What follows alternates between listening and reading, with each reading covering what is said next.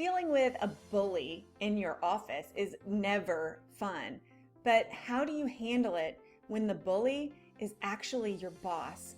I've been there, it's not fun, and that is the topic of today's YouTube episode. I'm going to give you 6 strategies to follow that will help you navigate this situation seamlessly and maybe even get you out of it completely. Stick around.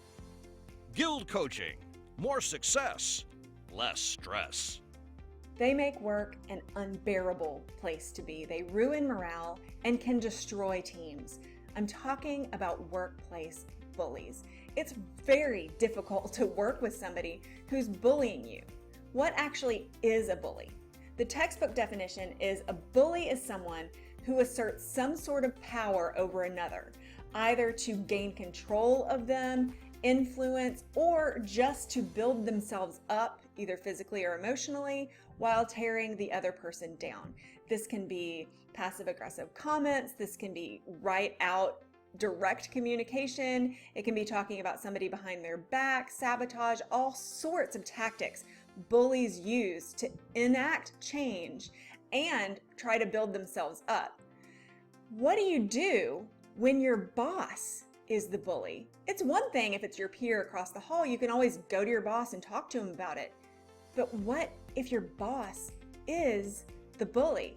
I've been in this situation and it's very uncomfortable. It's sticky and sometimes you can feel like you don't have any options.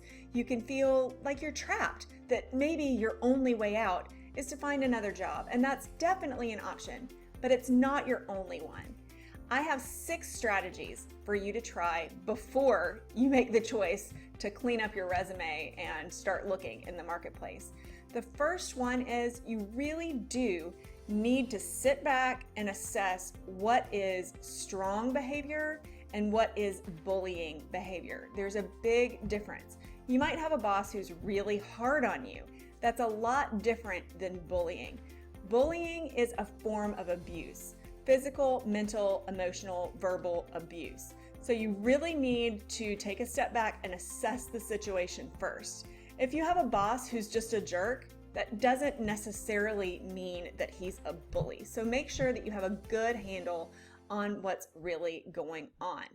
Number 2, you cannot document the situation enough. Document, document, document, and when you're done doing that, document it some more. Save memos, emails, text messages, inter-office chats, anything that you have, save it. Screen capture things on your phone, take photographs. Just make sure you're documenting everything. The important thing is here to be able to show a pattern of behavior. Number 3, you need to figure out if you're alone in this. Are you the only person who's being bullied? Are you being given different privileges than other people? Are other people being given higher positions than you, even though you may have the exact same job or whatnot? Figure out if you're alone in this. Don't go around your office and stage a coup. It will just help you if you can figure out if you're alone in this or not. If you are alone in this, then you clearly need to get help from HR. If you don't feel like you can go to HR, then that's where number 4 comes in. You need to either have a close confidant of a mentoring type of a stature or a coach. In this situation, a coach can be golden for you because trust me, whether it's me or somebody else, we do not sugarcoat things and we will tell you exactly what to do and we'll ask you meaningful questions and really get to the bottom of this. We can help you make it through this situation and keep the job, or we can help you navigate out of it if it's an impossible type of a situation. But you have to have somebody that you can trust, come and confide in, to bounce things off of, who's going to understand the situation and be invested in it with you.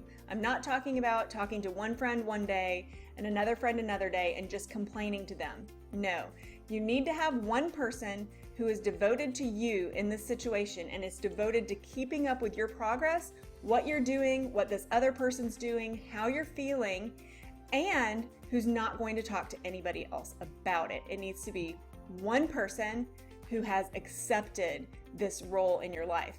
And when you have the conversations with this person, they're going to be purposeful, forward moving, meaningful.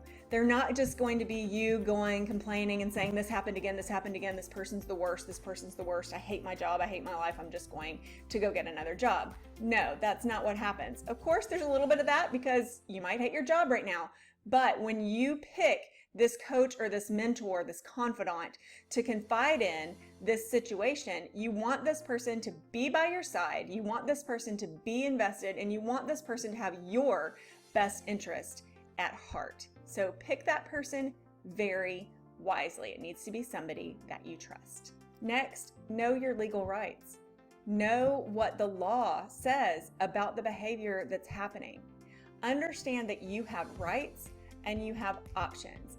Also, this is very important. So many people do come to me to help coach them through situations like this, or people who I've been coaching all of a sudden have a situation like this come up and they just think, oh, I don't have any options.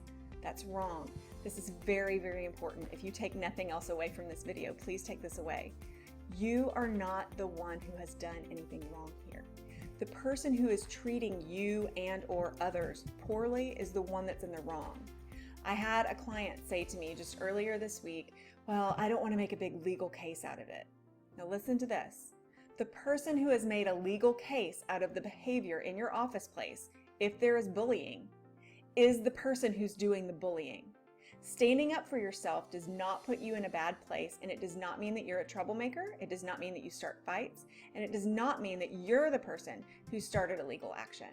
Finally, know that nothing's going to change unless you change your behavior. So you have to speak up about this. And the best way to speak up about this is either to confront the bully head on, because usually bullies have a whole lot of cowardice and they're just putting up a front.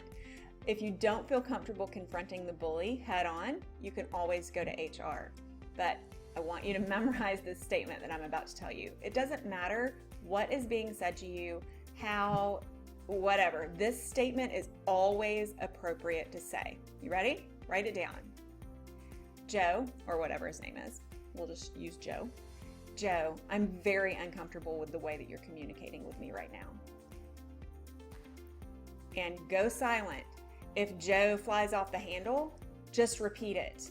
I am very uncomfortable with the way that you're communicating with me right now. Please stop. A third time, and this has happened to me, I've had to do it a third time. I have expressed to you that I'm uncomfortable with the way that you are treating me right now. I do not believe that the way that you are speaking with me right now is appropriate. And if you continue, we will have to take this to HR. Can we work this out? Or is that what I should do? Because this conversation as it stands is over. You can say that to your boss, you can say that to your peer, you can say that to somebody who's subordinate to you, you can say that to anyone.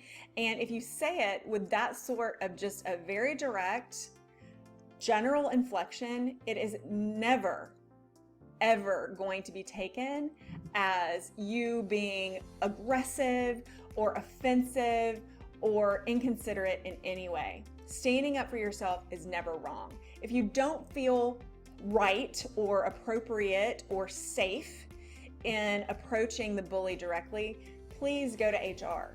If you don't believe that you have human resources accessible in your company and you don't have legal recourse, if you don't have an attorney who you want to engage to deal with the situation, then number 7 is look for another job. Brush up your resume.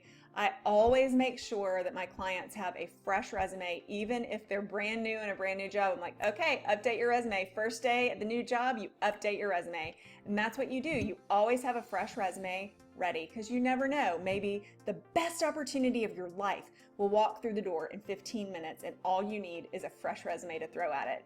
You never know. So always have a fresh resume and always keep an eye on the job market, because even if you're not going to leave your company, it's better that you know what the opportunities are out there so you either know when you should jump or you know how good you have it where you are.